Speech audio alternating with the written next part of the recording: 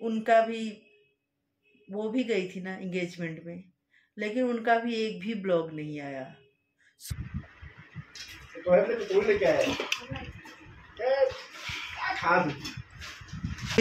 ना चोरी से आई हैं, चोरी से आई हैं।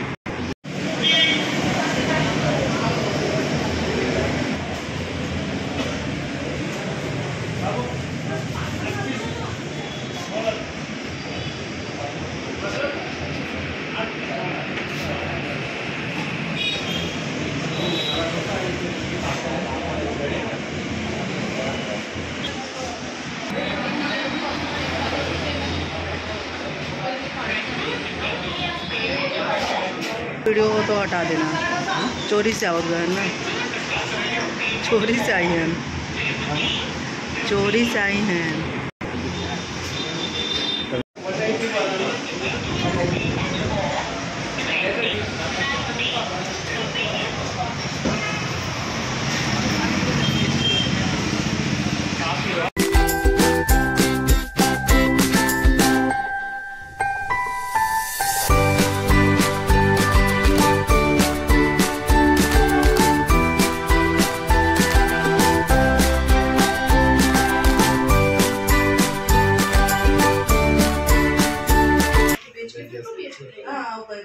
पैसा डाल के अभी 3-4 साल बाद बच्चों की पढ़ाई आ जाए, 3-4 साल बाद तब ये पढ़े लायक होगी कि 2-2.5 साल होगी, 2 साल को होगी, 2 साल को होगी, 2.5 साल 3 साल में एडमिशन प्ले स्कूल हो जाता है।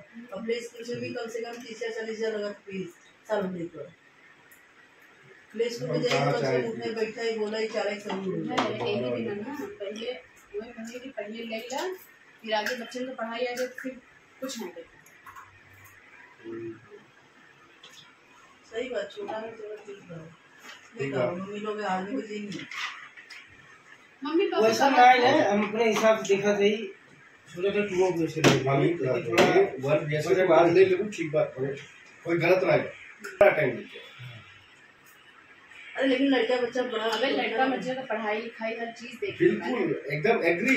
हम लोग क्या कहा है, पहले तो वन बेच के लेना अच्छी बात है, मैनेज करना वो भी अच्छी, लेकिन क्या होता है ना कि फ्यूचर में बाद में ही समझ आ रही है। जैसे हम बताते हमके यही बिल्डिंग में 35 लाख में मिलता है, 28 लाख कटे हमने बहुत ज्यादा देखा, क्योंकि हमारी स्थिति कि हमके बहुत ज्यादा देखा। मसला 60 लाख में लिया, हमें ज्यादा नहीं देखा, लेकिन हमें 28 वाला ज्यादा। तो वहाँ हिसाब से बाद में सोचे खोज अगर ले रहे हो तुम्हारे पास तो 1 BHK के बाद 1 BHK कौन से एरिया में जाएगा, उनके पूरा एरिया कहीं भी तो डिपेंड होता है भाई, रखे पूरा देख का खरीद रहे हो। पानी की सुविधा सेफ्टी सुरक्षा और एरिया, 3 चीज हमेशा डिपेंड है, ठीक है। तार का हमेशा महंगा है, लेकिन थोड़े से आगे जा देखा वहाँ एकदम कच्चा पत्ती की है। मम्मी पापा की कहीं से नहीं रहना, हम लोग किसी के कहना ही घर रह भी जरूरी है। वैसे घरे रहे पर उनसे घरे रहे, उन लोग कहीं मन नहीं लागत, कहीं हमार मन नहीं लागत, घरे का है ना, घरे खेती बाड़ी में घरे कोई बिगड़ जाए। अब इतना सामान उमान सब चीज मैनेज करके करना गाँव में भी।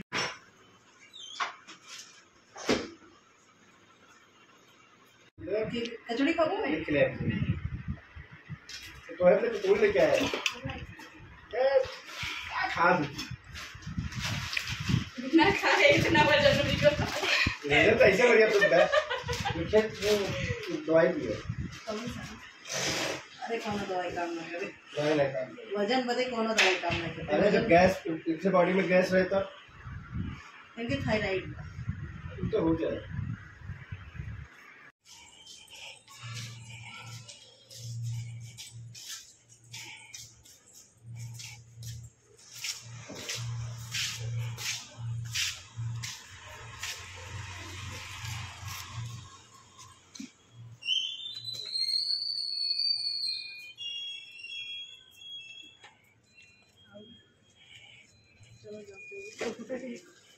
सही में इनके पास सही में नहीं रहा, अकेला इतना दूर देखने में गाड़ी ये ट्राई करेंगे। हम कहते हैं एड्रेस भेज दिया, लोकेशन भेज दी। अरे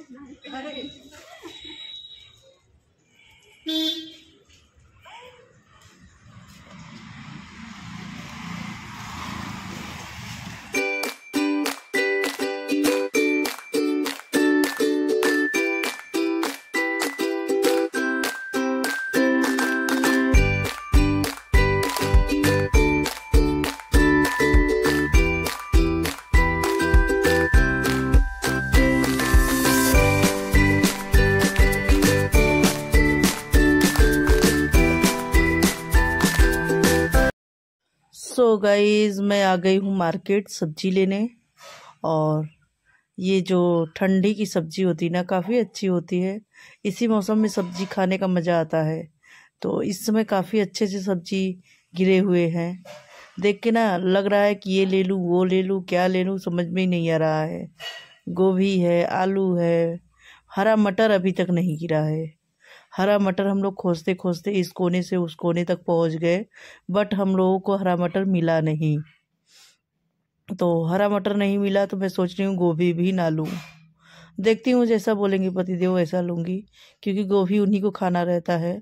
मैं तो उतना खाती नहीं हूँ। मैं तो जब हरा मटर रहता है तो उसके साथ मुझे गोभी की सब्ज़ी बहुत अच्छी लगती है। यहाँ पे ना दो चीज़ें नहीं मिलती। एक हरा लहसुन यहाँ पे ना बिल्कुल नहीं मिलता। मैं इसको खाने के लिए ना तरस जाती हूँ। हरा लहसुन की सब्ज़ी मुझे हरा लहसुन धनिया मिर्ची डाल के ना ठंड में सब्ज़ी बहुत अच्छी लगती है, इसलिए मैं अपने बालकनी में लगाती हूँ। तो इस बार भी लगाऊंगी, अभी आ रहा है टाइम, अब लगाऊंगी। और यहाँ पे सब्ज़ी वगैरह अभी उतर भी रहा है। अभी अच्छे से मार्केट लगा नहीं है, लेकिन हम लोग पहुँच गए हैं लेने के लिए।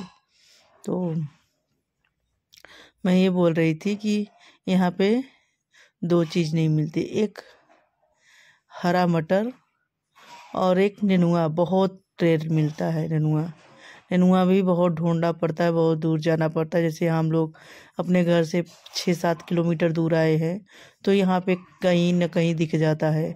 बाकी तो हम लोगों के इधर तो बिल्कुल भी नहीं मिलता। तो गाइस यही है, हरा मटर देख रही हूँ इसलिए आराम आराम से धीरे धीरे पतिदेव चल रहे हैं गाड़ी से। हरा मटर नहीं मिला तो जो भी सब्ज़ी दिख रहा है, जो भी सब्ज़ी अच्छी लग रही है वो ले लेती हूँ। फिर उसके बाद घर पे पहुँच के आप लोगों से कुछ ज़रूरी बातें भी करनी है। पहले तो लगी है मुझे भूख, मैं कुछ खाना बनाऊँगी, उसके बाद फिर कुछ खा के फिर मैं आप लोगों से बातें वगैरह करूँगी। ठीक है, तो चलिए बने रहिए, मिलती हूँ मैं आप लोगों से। सो गाइज मैं आ गई हूँ मार्केट से, खाना वगैरह बन गया है। खाना वगैरह बनाने के बाद खाना खा चुकी हूँ। मैंने सोचा थोड़ी देर मैं आप लोगों से बात कर लूँ, और बात बहुत ज़रूरी थी, करना था, इसलिए मैंने कहा कि मैं कर ही लेती हूँ। तो बात ये थी जो आजकल चल रहा है यूट्यूब पे, सचिन भाई, मनीषा और जगत दीदी के बारे में। तो वही मैं आप लोगों से बात करना चाहती हूँ। तो मुझे इतना बुरा लग रहा है, इतना बुरा लग रहा है। सबसे बड़ी बात तो वो अपने बर्थडे दिन घर छोड़ के चले गए और दूसरे के चक्कर में अपनी लाइफ खराब कर रहे हैं। अगर किसी की भी वो जिंदगी, अगर पति ना मान सम्मान नहीं देता ना तो कोई नहीं देने वाला है। पति ही घर में मान सम्मान दिलाता है, ससुराल में मान सम्मान मिलता है पति की वजह से। अगर पति अच्छा है, लायक है, तो ही मान सम्मान बीवी को मिलता है। अगर नहीं है तो फिर नहीं मिलता है, किसी की भी हो। मैं अपने हस्बैंड की बात कर लेती हूँ। मेरे हस्बैंड के कुछ भी होता ना तो वो मुझे ही कहते हैं।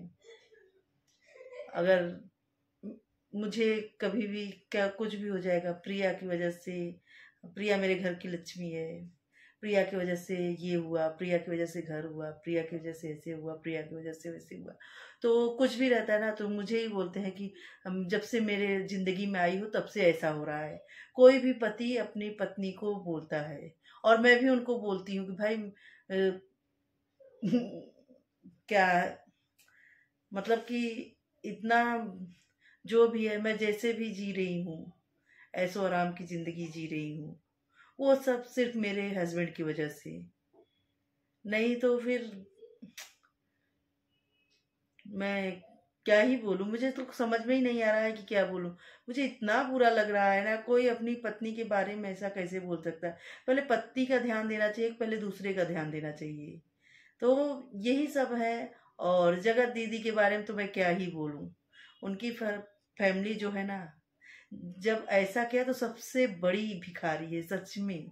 और नीतू दीदी, भोपाल बहू नीतू दीदी, उनका भी, वो भी गई थी ना एंगेजमेंट में, लेकिन उनका भी एक भी ब्लॉग नहीं आया।